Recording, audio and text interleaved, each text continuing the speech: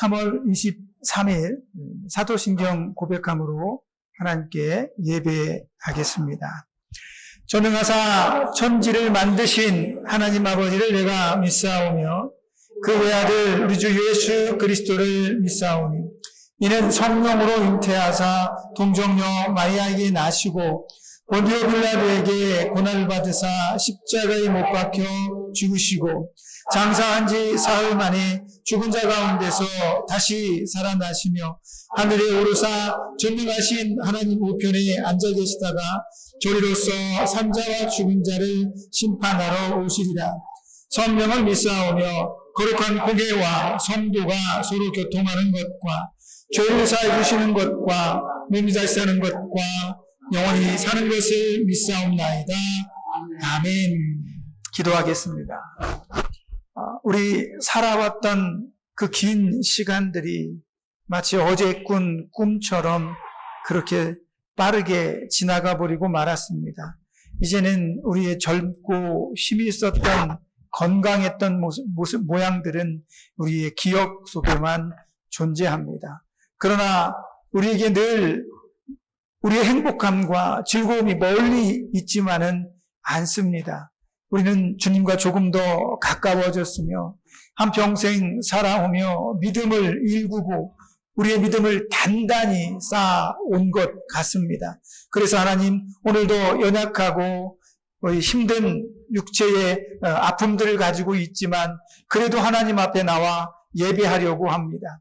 우리의 이런 모습들이 하나님께서 기뻐 받으시는 아름다운 믿음의 예배가 되게 하여 주시고 하나님께서 우리를 기억하시는 것만큼 나도 끝까지 예수를 기억하는 믿음의 사람이 되게 하여 주옵소서.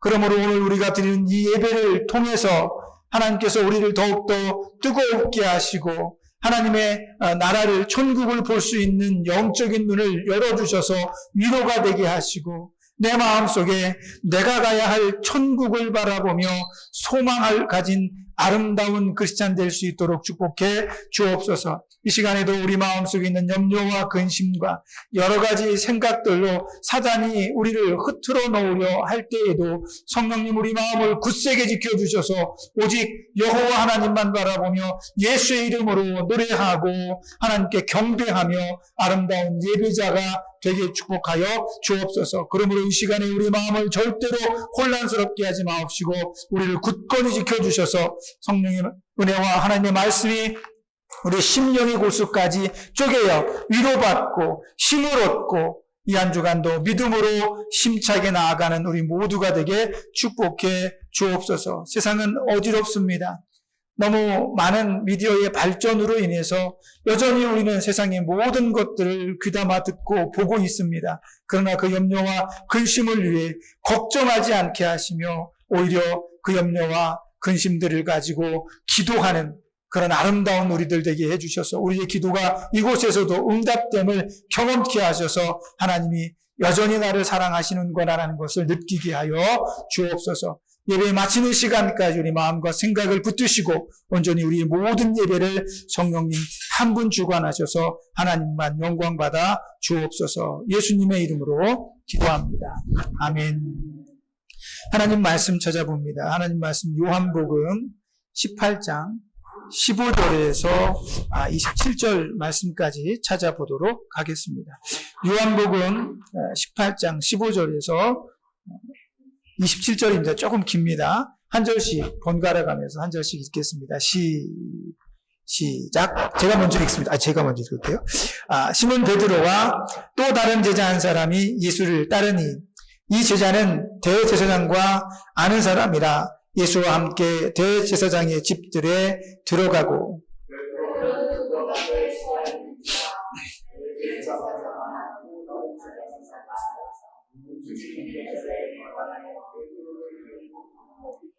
문지키는 요종이 베드로에게 말하되 너도 이 사람의 제자 중 하나가 아니냐 하니 그가 말하되 나는 아니라 하고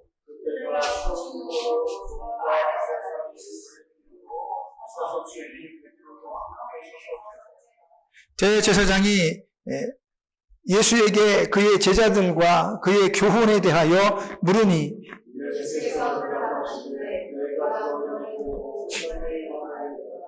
모든 예수들이 우리를 떠나서 항상 베푸고 우리에게 아무것도 말하지 아니하고 어찌하여 내게 묻느냐? 내가 무슨 말을 하였는지 들은 자들에게 물어보라. 그들이 내가 하던 말을 아느니라. 이 말씀을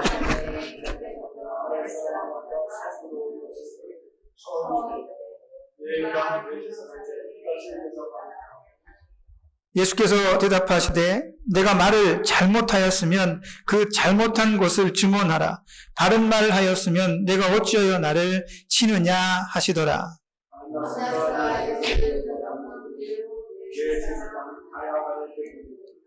시몬 베드로가 서서 불을 쬐더니 사람들이 묻되 너도 그 제자 중 하나가 아니냐? 베드로가 부인하여 이르되 나는 아니라 하니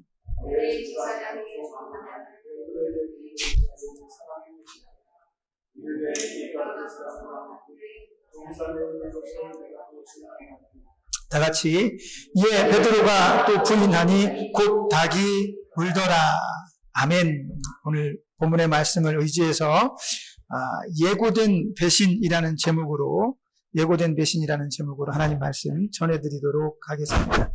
예수님은 십자가를 향해서 나아가고 계십니다. 자기가 죽을 자리가 어디인지를 알기 때문에 그곳을 향해 꾸준히 또 힘내서 열심히 가고 계십니다. 이제 시작이죠. 예수님께서 안나스 대제사장에게 잡혀와서 그의 집들 앞에 묶여있는 상황입니다.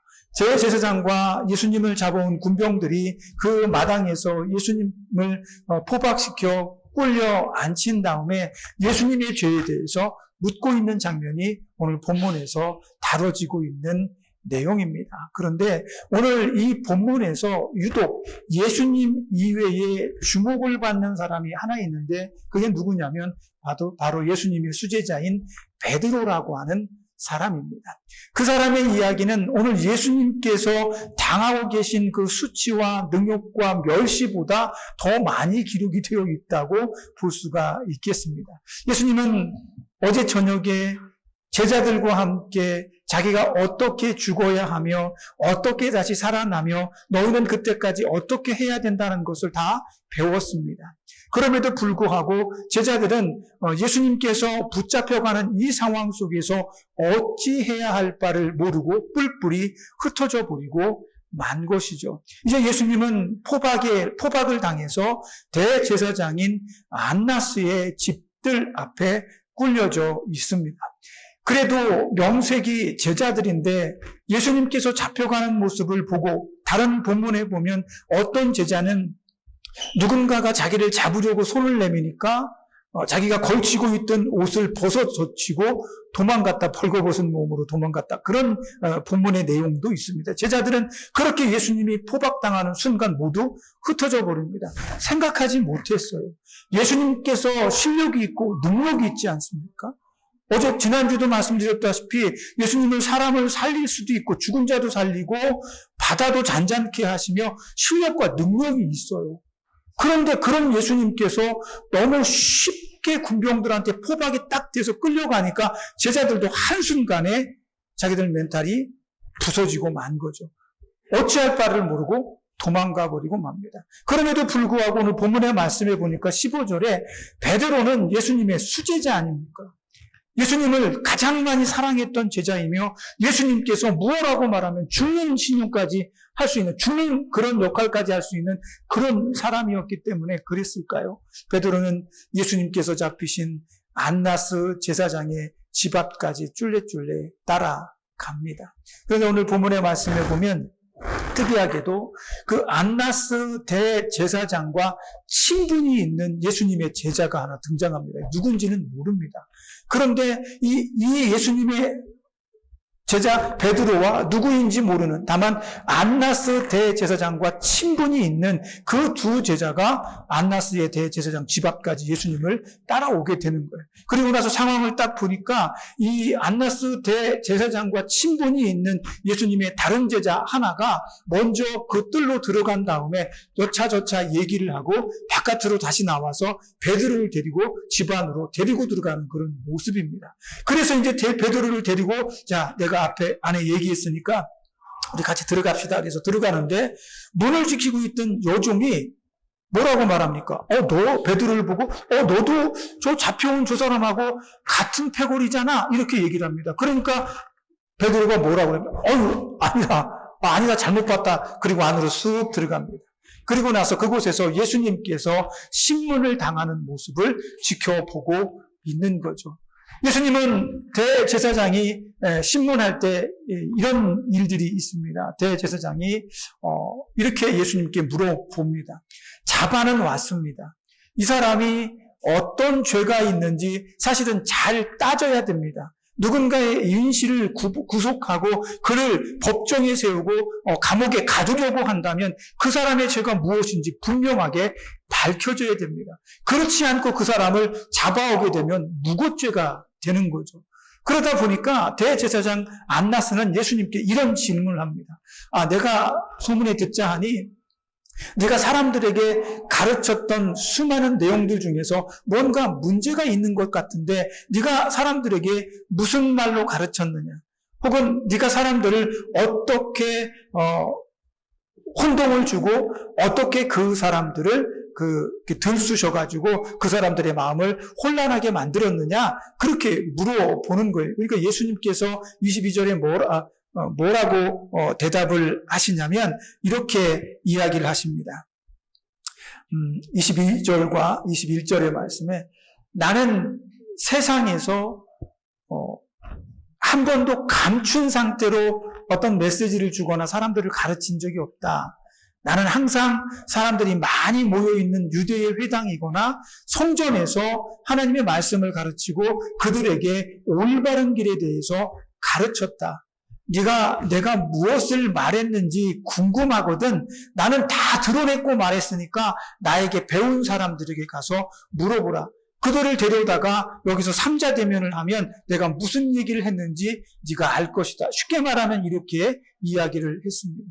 그러니까 옆에서 가만히 보고 있던 군병, 경비병 가운데 하나가 예수님의 얼굴을 주먹으로 팍 때립니다. 오늘 본문에 보니까 주먹으로 팍 때리면서 어디 이놈아, 잡혀온 주제에 대제사장 앞에서 이렇게 버릇없이 굴어 똑바로 얘기하지 못해? 이러면서 얼굴을 딱 때린 거예요. 그러니까 오늘 본문의 말씀에는 그렇게까지 아랫사람이라고 표현되지만 다른 번역본에 보니까 그렇게 표현을 하고 있습니다. 경비병 하나가 주먹으로 예수님의 얼굴을 가격하며 예수님의 태도에 대해서 지적했다라고 이야기를 하는 거예요. 그러니까 예수님께서 내가 틀린 말을 했다면 네가 당연히 그렇게 할 수 있을지 모르겠지만 내가 바른 말을 하고 옳은 말을 했는데 내가 어찌하여 내 얼굴을 치느냐라고 예수님께서 그에게 오히려 물어보게 되죠. 그러니까 이 모습을 안나스 대제사장이 가만히 보고 있다가 이거는 내가 더 이상 어떻게 할 수 있는 상황이 아니잖아요. 그러니까 묶여있는 그 채로 예수님을 다시 가야바라고 하는 대제사장에게 보냅니다. 왜 그랬을까? 사람을 잡아서 구속하고 그를 심판할 수 있는 것은 그 해 대제사장인 안나스의 권한입니다. 가야바는 그 해의 제사장이 아니었기 때문에 내년도나 전년도의 대제사장이죠. 그러니까 가야바는 예수님을 처음부터 잡아올 수 있는 권한이 없었던 건 아닐까. 그래서 안나스는 예수님을 잡아오고 가야바는 그 예수님에게 죄를 뒤집어 씌우고 예수님을 죽음으로까지 몰아가는 역할을 서로 나누어서 한 것이 아닌가라는 생각이 듭니다. 그러면서 대제사장 안나스는 가야바에게 자기 장인에게 예수님을 보내게 됩니다. 그러면서 이제 오늘 본문 얘기에 나머지 이야기들이 등장을 해요. 근데 그 나머지 이야기는 다 누구 얘기냐면 베드로 얘기입니다. 베드로는 안나스의 집들 앞에 들어가며 문에 서 있던 여종에게 너도 같은 패지? 그러니까 아니라고 대답했단 말이에요. 그리고 나서 오늘 본문의 말씀에 보니까 그날은 날씨가 추웠다고 합니다. 사람들이 그 집들 앞에 한 구석에서 그 집에 여러 가지 사물을 보는 종들이었겠죠. 그 사람들이 그 불을 피워놓고 거기서 불을 쬐고 있을 때 베드로도 자연스럽게 그들 무리에 섞여서 불을 이렇게 쬐고 있었습니다. 한참 불을 쬐고 있는 상황 속에서 어떤 남자가 베드로를 보면서 야, 너도 저 예수랑 같은 편인 것 같은데 같은 편 아니야. 그러니까 베드로가 무슨 말이냐고 잘못 봤다고 그렇게 딱 잘라서 아니라고 얘기를 했어요. 그랬더니 공교롭게도 바로 옆에 있던 사람이 예수님께서 저 예수가 잡혀올 때 내가 그 현장에 있었어. 네가 내 친척의 귀를 칼로 쳐서 떨어뜨리는 걸 내가 그 현장에서 봤어. 이렇게 얘기해요. 증인이 나타난 거예요. 베드로는 흠칫 놀랍니다. 그러면서 손을 절레절레 흔들면서 내가 아니라니까 왜 자꾸 나라고 그래? 그러면서 황급히 그 자리를 빠져나와 그 대제사장의 집을 빠져나오는 장면이 오늘 소개되고 있습니다. 그런데 그 베드로가 그 집을 빠져나가는 그 장면에서 베드로의 머릿속에 한 가지 스치는 생각이 있었습니다. 그게 뭐냐면 예수님께서 하신 말씀이죠. 뭐라고 하셨냐면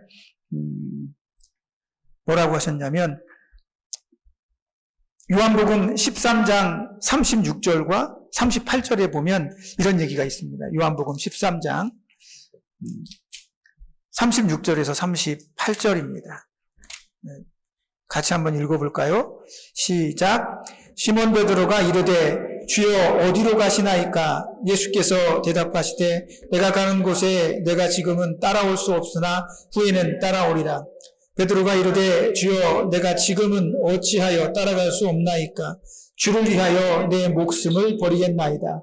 예수께서 대답하시되 내가 나를 위하여 내 목숨을 버리겠느냐? 내가 진실로 진실로 내게 이르노니 닭 울기 전에 내가 3번 나를 부인하리라. 아멘. 예수님께서 어젯밤에 베드로에게 이런 말씀을 하신 거예요. 베드로가 3번째 부인을 딱 하니까 그 생각이 머릿속을 딱 스칩니다. 사람이 참 그렇죠. 아예 까마득하게 잊어버리고 있었으면 죄책감이 좀 덜했을 텐데 예수님께서 그 말을 하신 그 말씀의 생각이 그때 딱 스치면서 난 거예요. 그런데 내가 오늘 밤 나를 3번이나 부인할 거다라는 그 말만 생각난 것이 아니라 그 바로 앞구절까지 생각나 버린 거예요. 주여, 어디로 가시나이까? 지금 자꾸 죽으신다고 말씀하시는데 절대로 그럴 수 없습니다. 주님이 가시는 곳이라면 죽음이 있는 곳이라도 내가 따라가겠습니다. 내가 주를 위해 목숨을 버리겠습니다. 이렇게까지 이야기를 한 겁니다. 아니, 그렇게까지 얘기를 해놓고 예수님이 잡혀 있으니까 너도 같은 패 아니야? 라고 물어보니까 순간 두려움에 아니라 라고 도망을 하는 자기 모습을 보면서 베드로는 굉장히 속상했을 것입니다. 속상한 것뿐만 아니라 마태복음 26장 75절의 말씀에 보면 이런 얘기가 나옵니다. 베드로가 3번째 부인하고 난 다음에 예수께서 전날에 나를 3번 부인하리라 하신 말씀이 생각나 밖으로 나가 심히 통곡하며 울더라. 이렇게 기록되어 있습니다. 베드로는 자기가 예수님을 배신하고 예수님을 모른다고 한 그 행동에 얼마나 큰 죄책감을 느꼈는지 모릅니다. 비록 예수님이 잡혀있는 그 현장에서 무서워 도망갔지만 베드로는 그 후회되는 모습을 생각하며 울고 또 울고 통곡했습니다. 내가 그렇게 예수님을 잘 따를 수 있을 것이라고 확신했는데 나는 예수님을 잘 믿고 끝까지 예수님과 함께 할 거라고 호언장담했는데 내가 예수님을 모른다고 3번씩이나 부인하다니 나는 쓸모없는 놈이야. 나는 나쁜 놈이야. 나는 배신자야. 유다만큼 나는 예수님을 배반한 자가 되어버리고 말았어 라고 베드로는 자기 자신을 한탄했던 거죠. 그런데 오늘 요한은 왜 이렇게, 이 요한이 기록한 책이잖아요. 요한은 왜 이렇게 베드로에 대한 이야기를 장황하고 길게 자세하게 설명해 주었을까요? 야, 근데 내가 베드로 저는 저럴 줄 알았어. 자기가 예수님을 지킨다고 말하고 말이야.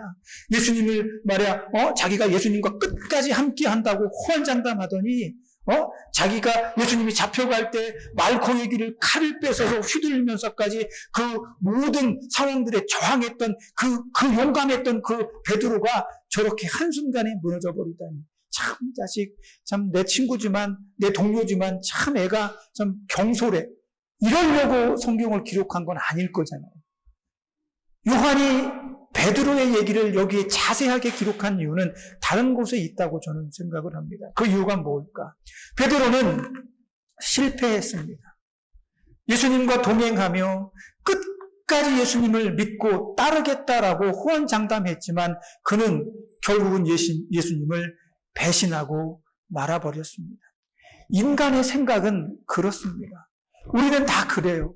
나는 끝까지 예수님을 믿고 어떠한 상황과 형편 속에서도 내 믿음을 절대로 버리지 않겠습니다. 그렇게 우리는 다짐합니다.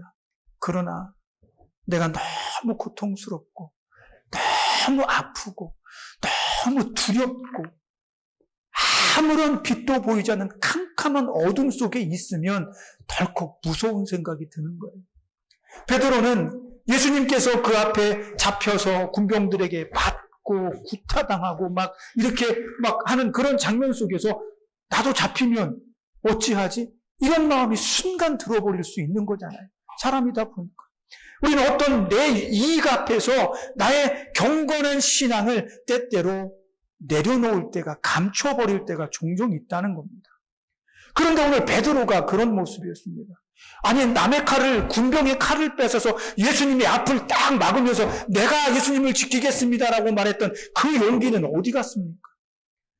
그 용맹스러웠던 베드로의 모습이 며칠 전에가 얘기가 아닙니다. 단 몇 시간 전에 베드로가 그렇게 했던 거예요.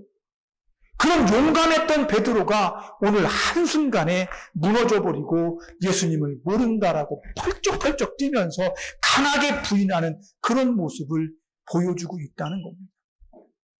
어디서 많이 본 얘기죠. 인간은 말이죠. 아무리 완벽하게 온전하게 내가 내 마음을 지킨다고 해도 순식간에 그 마음을 빼앗길 수 있습니다. 예수님께서 제자들과 함께 배를 타고 건너편으로 건너갈 때 유라굴로라고 하는 광풍이 몰려옵니다. 그런데 그 광풍 앞에서 제자들은 속수무책 두려움과 공포에 휩싸이게 되죠. 그때 멀리서 예수님께서 바다 위를 걸어오고 계십니다. 베드로가 외칩니다. 귀신이면 물러가고 사람이면 정체를 드러내시오. 그러니까 예수님께서 나다. 내가 바로 너희의 선생이다. 예수다라고 말하니까 베드로가 주님이시라면 내가 주님께로 가겠습니다. 배에서 철퍼덕 뛰어내리죠. 그러면서 저기 걸어오는 예수님을 향해서 막 걸어가는데 거기가 바다 위예요. 바다 위. 그냥 땅이 아니야. 바다 위야. 그리고 베드로는 막 바다를 지금 걷고 있습니다. 무엇으로? 믿음으로. 누구를 바라보는 믿음으로? 예수님을 바라보는 믿음으로 바다를 걷고 있는 거예요. 얼마나 소중하고 위대합니까? 저는 개울도 걸어본 적이 없습니다. 저는 호수 위에 발만 이렇게 되면 쑥 빠지는 경험밖에 없어요. 절대로 물 위를 걸어본 적이 없습니다. 그런데 베드로는 그 풍랑이 요동치는 바다를 걷고 있는 거예요. 그런 베드로가 한순간에 그 바다를 걷는 그 엄청난 믿음의 베드로가 한순간에 어떻게 돼요? 바다로 빠져버립니다. 내가 지금 한 10걸음은 온 것 같은데 왜 지금은 빠지지? 뭐 그런 생각을 할 찰나도 없었겠죠. 그냥 물속으로 확 빠져버립니다. 왜 그랬을까? 예수님 말씀을 보면 믿음이 없는 자요. 어느 때까지 내가 너희와 함께 하겠느냐. 아니 금방 믿음으로 걸었는데 한순간 믿음이 없어져 버렸어요. 왜일까요? 그 본문의 말씀에 보면 베드로가 걷고 있는 그 앞에 갑자기 파도가 확 치면서 내가 보고 있던 예수님이 싹 가려져 버렸어. 그 예수님이 안 보이니까 물속에 확 빠져버린 겁니다. 금방까지 믿음이 있었는데. 저는 가끔 집 안에서도 집 바깥에서도 하늘을 이렇게 바라봅니다. 그러면서 기도합니다. 예수님 거기 계시죠? 하나님 거기 계시죠? 제 기도 들으시죠? 저 지금 지켜보고 계시죠? 그렇게 기도를 합니다. 여러분도 한번 하늘을 이렇게 보십시오. 천장에 선풍기만 보이는데요. 저 스프링쿨러만 보이는데요. 그 너머에 계신 주님을 보지 못하면 우리도 똑같이 베드로처럼 물속에 빠질 수밖에 없는 상황이 펼쳐집니다. 있어요. 이런 것들 다 있어요. 그런데 있는 이것들 너머에 있는 예수님을 볼 수 있어야 된다는 거죠. 베드로는 파도 건너편에 예수님이 있다는 확실한 믿음을 가지지 못했습니다. 그 순간만큼. 바로 그 순간 바다에 빠진 것처럼 베드로는 오늘 예수님이 잡혀있는 이 현장에서 예수님의 본 모습을 보지 못하고 있는 것입니다. 예수님은 말씀하셨습니다. 나는 이제 잡혀서 십자가에 죽을 것이다. 그러나 죽음이 끝이 아니라 나는 3일 만에 다시 부활하여 너희를 위해 영원한 하나님의 나라를 완성해낼 것이다. 이것이 베드로가 바라보아야 할 하나님의 말씀, 예수님의 말씀이었죠. 그러나 베드로는 그 말씀을 본 게 아니라 잡혀있는 예수님을 본 거예요. 그러니까 베드로가 순식간에 무너져서 나는 저 사람을 절대 모릅니다. 이렇게 이야기를 하게 되는 겁니다. 예수님도 잘 아셨을 겁니다. 인간이 얼마나 연약한지, 인간이 얼마나 부족한지. 네가 아무리 호언장담을 하고 마음에 난 할 수 있어요 라고 말해도 예수님은 너는 그래 할 수 있을지도 몰라. 그러나 어느 순간 내 믿음은 순식간에 무너질지도 모른단다. 그래서 오늘 요한은 베드로 이야기를 적어 놓았습니다. 우리가 실패할 수 있어 라는 것을 이야기하고 너는 실패자야 라고 말하기 위해서가 아니라 그 실패를 통해서 베드로가 어떤 자리로 나아가는 것인지를 요한은 보여주고 싶었던 것입니다. 비록 예수님을 닭이 울기 전에 3번이나 부인하고 예수님을 모른다고 하고 뛰쳐 울며 달아났지만 이후에 베드로는 그 가책 때문에 예수님을 만났을 때 한없이 작아집니다. 예수님, 다시 부활하신 예수님께서 베드로를 찾아오셨을 때 예수님, 저는 배신자예요. 어찌하여 저를 찾아오셨습니까? 저는 예수님을 감당할 수가 없습니다. 예수님, 배신자인 저를 떠나주세요. 그러나 예수님은 그렇게 말씀하지 않으시죠. 실패한 베드로를 찾아와서 네가 나를 사랑하느냐 묻습니다. 3번 실패했으니까 3번 물어보신 건가요? 예수님은 3번 물어보시고 베드로에게 내가 내 양을 먹이라라고 그를 예수님의 가장 아름다운 제자 중에 하나로 세워주십니다. 우리는 이런 장면들을 통해 반드시 기억해야 할 것이 있습니다. 나는 실수하고 연약하고 실패할 수도 있습니다. 이미 어쩌면 내가 인생을 살아오면서 실패하는 그 모든 순간들은 예고된 실패일 수도 있습니다. 베드로처럼 말이죠.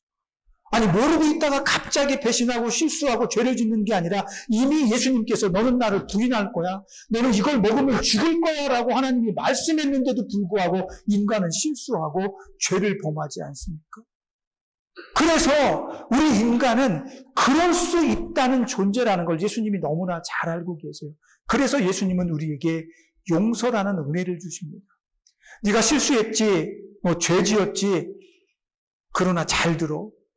죄를 짓고 끝나는 게 아니라 그 죄를 짊어지고 나에게 오면 내가 그 죄를 내려줄게. 용서해 줄게. 내가 너를 구원해 줄게. 이 약속을 하신 거예요. 베드로는 오늘 실패했지만 예수님을 배신했지만 배신자로 끝난 것이 아니라 그는 십자가에 거꾸로 죽는 순교자의 모습으로 영원한 하나님의 나라 예수의 나라에서 예수님 보좌 우편에서 예수님을 보좌하는 아름다운 사람으로 거듭나게 되었다는 것입니다. 오늘 요한은 그러한 사실들을 우리에게 전해주고자 합니다. 저와 여러분은 힘에게 없습니다. 오늘도 우리는 어떤 실수와 어떤 잘못들로 인해서 누군가에게 실망감을 주고 누군가의 마음을 아프게 할 수도 있어요. 하나님, 내 본 마음은 아닌데, 내 본심은 아닌데 자꾸만 나는 다른 생각을 하고 자꾸만 나는 나쁜 생각이 듭니다. 그러나 하나님 날 용서해 주세요. 이럴 때 진정한 믿음의 소유자가 되는 겁니다. 그러나 그 용서해 주세요. 하나님 앞에 회개하는 그 회개가 거짓된 것이라면 문제가 있죠. 가룟 유다도 예수님을 팔고 자기가 받은 그 돈을 제사장의 뜰 앞에 던지고 자기는 집에 돌아가서 후회했습니다. 후회했어요. 성경에 나와요.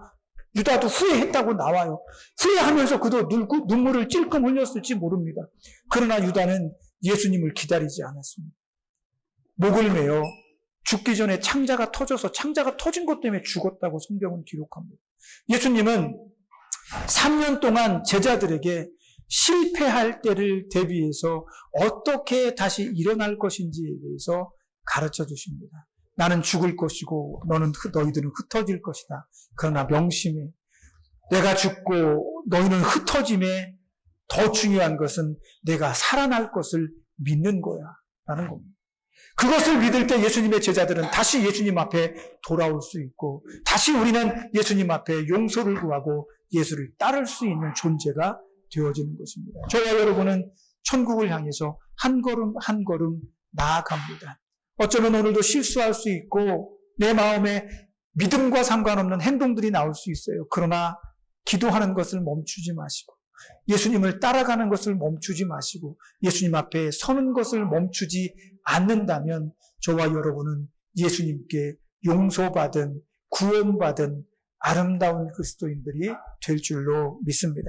이 한 주간 내 믿음이 내 신념이 나를 구원하는 것이 아니라 예수님의 은혜가 우리를 구원한다는 사실을 반드시 마음에 각인하시고 이 한 주간도 예수님을 따르고 붙들고 흔들리지 않는 저와 여러분이 되시기를 예수님의 이름으로 축복합니다. 기도하겠습니다.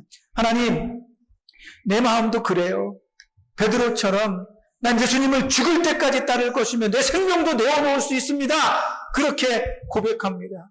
그러나 때때로 너무 무서워서 너무 힘들어서 나도 모르게 난 예수님을 모릅니다라고 말할 수도 있을지 모르겠습니다.